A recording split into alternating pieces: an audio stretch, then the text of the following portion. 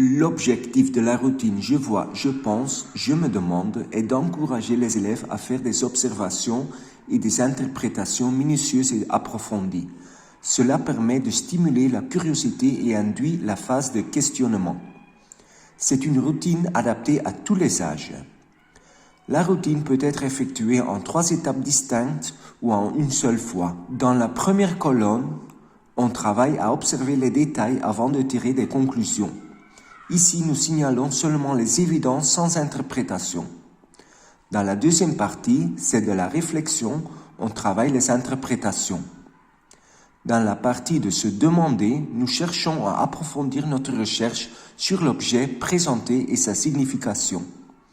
En langue, on aime travailler cette routine pour travailler le vocabulaire appris.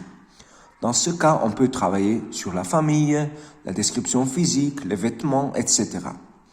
Dans la première colonne, les élèves écrivent ce qu'ils voient. Par exemple, je vois 6 personnes, la fille est petite, le garçon a les cheveux bouclés. Dans la deuxième colonne, les enfants font des interprétations. Vous pouvez dire « je pense que c'est une famille » ou dire « c'est une famille » parce que c'est plus facile. L'homme à droite est le père, par exemple, ou le grand-père est gentil. Ici, vous pouvez également travailler le caractère d'une personne, par exemple, si vous l'avez travaillé en classe. Dans la troisième colonne, on écrit des questions. Comment s'appelle le père? La fille aime-t-elle le français, par exemple? L'avantage de cette routine est que chaque élève écrit des phrases en fonction de son niveau. Ils peuvent chercher du vocabulaire sur Internet, ils apprennent à poser des questions, c'est amusant, ils mettent en pratique ce qu'ils apprennent.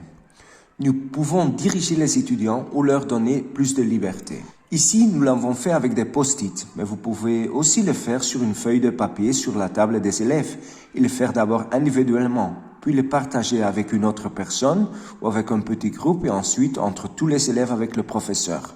Cela peut être fait de différentes manières. Ça peut être une bonne activité pour terminer une unité, mais aussi pour commencer une nouvelle unité dans n'importe quelle matière, car la partie « se demander » peut être le début de l'unité pour éveiller la curiosité des élèves. À la fin de l'unité, on peut revenir aux questions pour voir si les élèves ont appris ce qu'ils voulaient savoir.